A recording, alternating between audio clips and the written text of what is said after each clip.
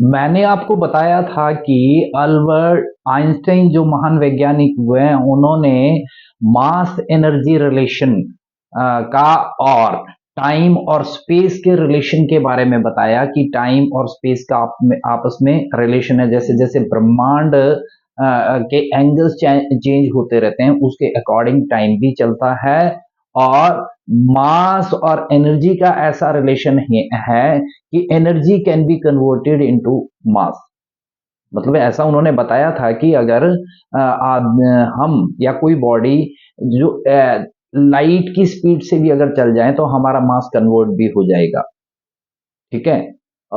तो लेकिन उन्होंने इतना ही नहीं, यहीं पे नहीं रुके वो, एक उन्होंने एक वंडरफुल चीज और डिस्कवर की, जो ग्रेविटेशन पावर ऑफ सन है उसकी वजह से जो लाइट रेज हैं वो एक एंगल पे आके, उसके समीप आके, उसके करीब आके जो है वो टर्न ले लेती है।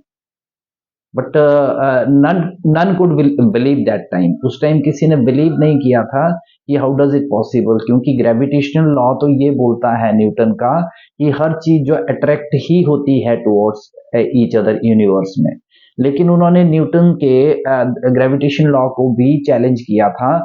उन्होंने क्या किया कि अपनी खोज में ये पाया उन्होंने कि जो लॉ, उनकी सोच ही देखो इतनी ऐसी थी। ऐसा नहीं कि उस टाइम कोई इंस्ट्रूमेंटल जो रिसोर्सेज इतने थे, लेकिन क्या था कि सन के नजदीक जैसे आई वो टर्न होगी। अब क्या हुआ, 1990 में इसके ऊपर जो है शोध किया गया, मतलब कि देखा गया, शोध करने की कोशिश की गई, बट दे कुड नॉट।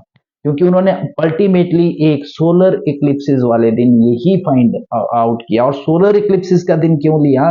क्योंकि जो स्टार्स होते हैं ना अराउंड द सन, उसकी ही लाइट देखेंगे ना सन को, जो उस दिन जो है, मतलब जब सोलर इक्लिप्सिस होगा तो वहां पे ऐसा एनवायरनमेंट बन जाएगा जैसे नाइट का एनवायरनमेंट होता है। मतलब सूर्य की रोशनी बाकी सराउंडिंग के जितने सन्स हैं, सराउंडिंग के जितने स्टार्स हैं, उसकी लाइट को डिम नहीं कर पाएगी।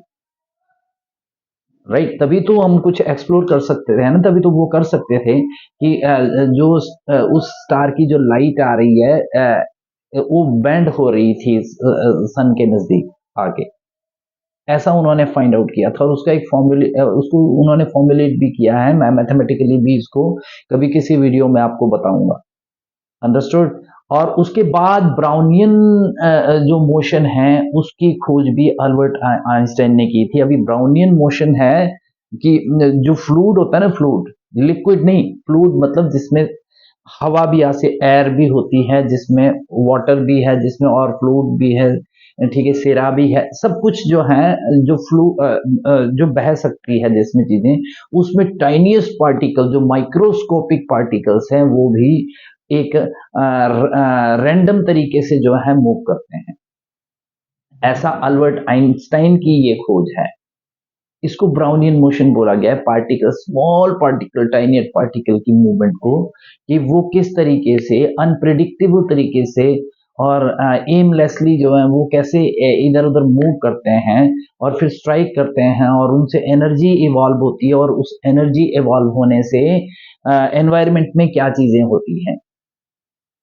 ठीक है। तो ये चीजें जो हैं हम हर रोज जो है एक ना एक इन्फॉर्मेशन मैं आपको शेयर करूंगा। ये कॉम्पिटिटिव एग्जाम के लिए आपको बहुत काम आएगी। Thank you so much.